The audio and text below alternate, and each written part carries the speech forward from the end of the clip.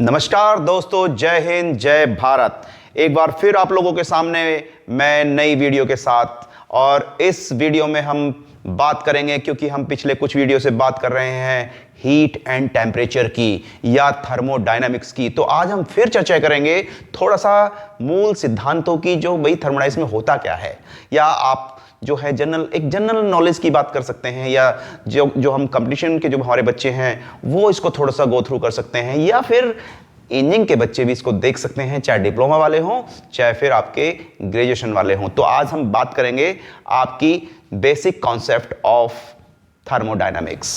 तो हमारा जो बेसिक कॉन्सेप्ट ऑफ थर्मोडायनामिक्स की हमने बात करेंगे, हम आपको बताना चाहेंगे कि हम पिछले वीडियो में आपको हीट और टेम्परेचर के बारे में बता चुके हैं। बेसिक जो आपके जो गैस के जो लॉ थे, वो लॉ ऑफ गैसेस हम आपको डिस्कस कर चुके हैं, यानी कि आपको बेसिक चीजों का पता है। तो आज हम थोड़ा सा और आगे बढ़ेंगे और आज हम बात करेंगे सिस्टम की, कि सिस्टम क्या होता है, या सराउंडिंग किसको कहते हैं, या फिर बाउंड्री क्या होती है। तो सबसे पहले हम बात करेंगे सिस्टम की। तो सिस्टम क्या है? सिस्टम बेसिकली एक रीजन है, या किसी भी मैटर का एक रीजन हो सकता है, कोई क्षेत्र हो सकता है। सपोज कीजिए ये आपका एक पेन है। अब इस पेन में आप कह सकते हो कि ये एक सिस्टम है, या कोई भी मशीन एक सिस्टम है। अब उस मशीन के अगर हम बात करें तो उस मशीन के जो बाहर है उसको बोल सकते हो सराउंडिंग। तो सिस्टम का मतलब क्या हो गया? एक निकाय हो गया, एक प्रणाली हो गई, उसी को बोलते हो आप सिस्टम। कोई भी उसमें प्रोसेस हो सकता है, प्रोसेस की मैं बाद में चर्चा करूंगा। तो सिस्टम का मतलब हो गया एक डेफिनेट रीजन, एक निश्चित क्षेत्र जिसके अंदर आपकी बहुत सारी चीजें हो सकती हैं, और इसके बाहर जो जितना भी ब्रह्मांड है, जितना भी, इसको बोलेंगे यूनिवर्स। और ये जो एक सेपरेशन हो रहा है, इट मींस अगर आप किसी भी, जैसे ये आपका सपोज कीजिए एक रीजन है, और इसको बोल सकते हो आप सिस्टम। तो सिस्टम, और ये सिस्टम के बाहर जो जितना भी क्षेत्र है, पूरा ब्रह्मांड जो है, ये हो गया इसका, कह सकते हैं हम इसको सराउंडिंग्स। तो सिस्टम, ये सराउंडिंग, और जो बीच में एक निश्चित रेखा है जो इसको सेपरेट कर रही है, अलग कर रही है सिस्टम को सराउंडिंग से। सपोज कीजिए एक पेन है और इसके बाहर एक वातावरण है, तो ये हो गया सिस्टम, और इसकी जो बाहर की चीजें हैं वो हो गया आपका एक तरह से सराउंडिंग। और इसको अलग कौन कर रहा है? एक बाउंड्री कर रही है, बाउंड्री। अब बाउंड्री भी आपकी, कभी अगर हम जनरली ठोस के बारे में बात करते हैं या सॉलिड्स की बात करते हैं, अगर सॉलिड में उसमें कोई प्रक्रिया नहीं हो रही है तो हम कह सकते हैं कि वो बाउंड्री फिक्स हो सकती है। अगर सपोज कीजिए कोई चीज उसके अंदर मूव कर रही है, जैसे पिस्टन सिलेंडर अरेंजमेंट, उसमें पिस्टन सिलेंडर आपका जो है आगे पीछे रेसिप्रोकेट करता है, तो उसमें क्या है, उसकी वजह से उसका निश्चित वॉल्यूम आप नहीं कह सकते, तो कह सकते हैं कि वो उसकी बाउंड्री चेंज हो सकती है। या आप गुब्बारे में हवा भरिए, उसका जो है आपका कोई निश्चित बाउंड्री नहीं है। तो इस तरह से वो बाउंड्री आपकी दो तरह की हो सकती है, फिक्स्ड एंड मूवेबल, यानी कि स्थिर और दूसरी गतिमान। ठीक है। इसी तरह से अगर हम बात करें आपके सिस्टम की, तो सिस्टम को भी आप तीन तरह से क्लासिफाई कर सकते हैं। तीन तरह के सिस्टम आपने पढ़े होंगे। पहला हो गया ओपन सिस्टम, दूसरा हो गया आपका क्लोज सिस्टम,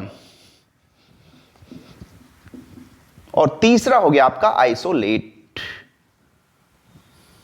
या आइसोलेटेड। तो आपके तीन तरह के सिस्टम होते हैं। पहला हो गया आपका ओपन सिस्टम, दूसरा क्लोज सिस्टम, तीसरा आइसोलेटेड या आइसोलेट सिस्टम। अब ये इन तीनों में डिफरेंस जाने से पहले, अगर हम बात करें सिस्टम और सराउंडिंग्स की, अगर आप पूरे सिस्टम प्लस सराउंडिंग्स की बात करें तो ये हो गया आपका यूनिवर्स। भाई अगर हम बात करें किसी भी पूरे ब्रह्मांड की बात करें, तो ब्रह्मांड में कोई चीज, सपोज कीजिए कोई सिस्टम है, मान लीजिए ये पेन है, और इस ब्रह्मांड में एक छोटा सा ये हिस्सा रखता है। तो यानी कि कहने को ये और इसके बाहर का जो वातावरण है, अगर इन दोनों को मिला दें तो ब्रह्मांड बन जाता है। Similarly system plus surrounding is equal to universe, यानी कि कहने का मतलब यह है कोई निकाय है, अगर किसी उसके बाहरी क्षेत्र इसको जोड़ दें तो वो ब्रह्मांड बन जाता है। समझ में बात आई आप लोगों को? तो ये बेसिक कॉन्सेप्ट्स हैं जब आप थर्मोडायनामिक्स की बात करते हैं। थर्मोडायनामिक्स मैंने आपको पिछले क्लास में बताया था। थर्मोडायनामिक्स मतलब जब आप हीट को फ्लो कराते हैं या जो टेम्परेचर में डिफरेंस हो रहा है या उसकी जो बाकी हम प्रक्रियाओं की बात कर रहे हैं, वो सारी किस्में आती हैं थर्मोडायनामिक्स में। थर्मोडायनामिक्स में मैंने पिछली बार थर्मोडायनामिक्स की लॉज की बात की थी। मैंने आपको बताया था जीरोथ लॉ क्या होता है, फर्स्ट लॉ क्या होता है, सेकंड लॉ क्या होता है, थर्ड लॉ क्या होता है, और उनकी एप्लीकेशंस की मैंने बात की थी। उनकी एप्लीकेशंस की डिटेल में चर्चा हम बाद में करेंगे। तो अभी हम बात कर रहे हैं ओपन सिस्टम, क्लोज सिस्टम, और तीसरा हो गया आपका आइसोलेट सिस्टम। अब ओपन सिस्टम के हम तो दो तरह से बात कर सकते हैं, अकॉर्डिंग टू मास ट्रांसफर, यानी कि जो द्रव्यमान का जो एक तरह से आदान प्रदान हो रहा है। दूसरा हम बात करते हैं ऊर्जा के रूपांतरण की, या ऊर्जा का जो परिवर्तन हो रहा है, या एनर्जी का जो ट्रांसफर हो रहा है। अब इनके अकॉर्डिंग अगर हम ओपन सिस्टम को क्लासिफाई करें, और इसके खास तौर से उदाहरण की भी बात करेंगे।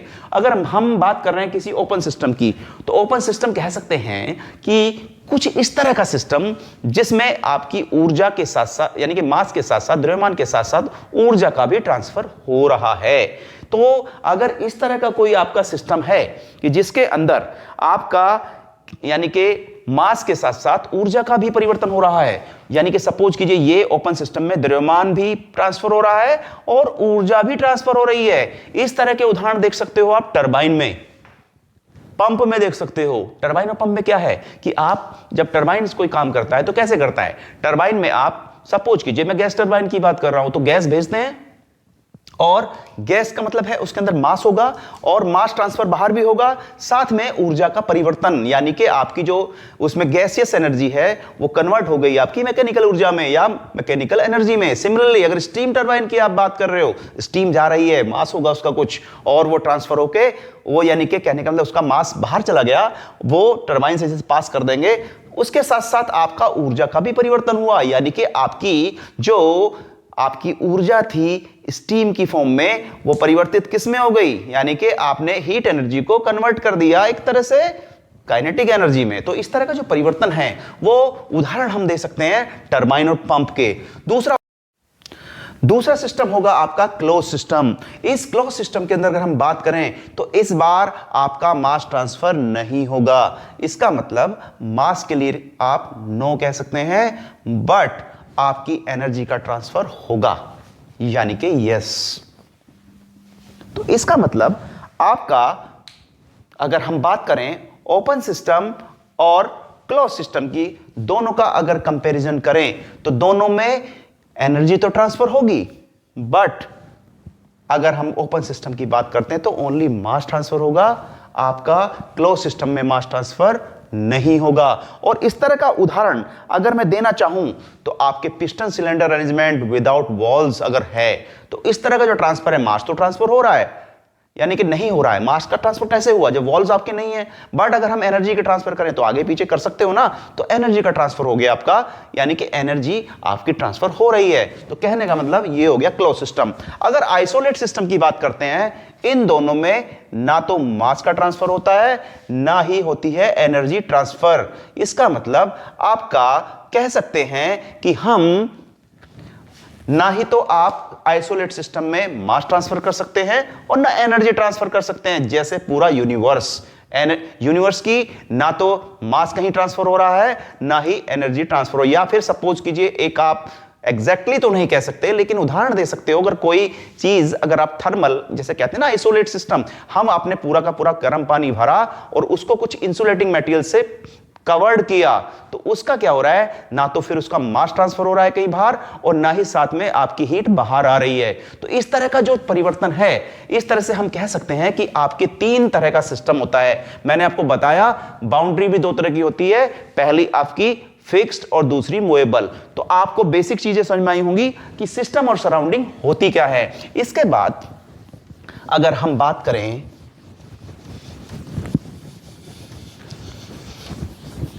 तो आपका जो बेसिक फंडा है, यानी कि आपकी जो हमने आपको बताया था कि आपको तीन लॉज मैंने थर्मोडायनामिक्स के बताए थे और चौथा था आपका जीरोथ लॉ, उनके बारे में मैंने चर्चा की थी पिछली वीडियो में। तो यानी कि अब आपको पता लग गया हो गया कि कैसे कैसे आपकी जो है ये ट्रांसफर होती है एनर्जी और कैसे ट्रांसफर होता है मास। तो ये पहले वीडियो में बहुत बेसिक कॉन्सेप्ट मैंने बताया, सिस्टम, सराउंडिंग्स, बाउंड्री और यूनिवर्स के बारे में। साथ में बताया आपको कि कैसे आपका क्लासिफिकेशन आप कर सकते हो सिस्टम का और कैसे क्लासिफिकेशन कर सकते हो आप एनर्जी का।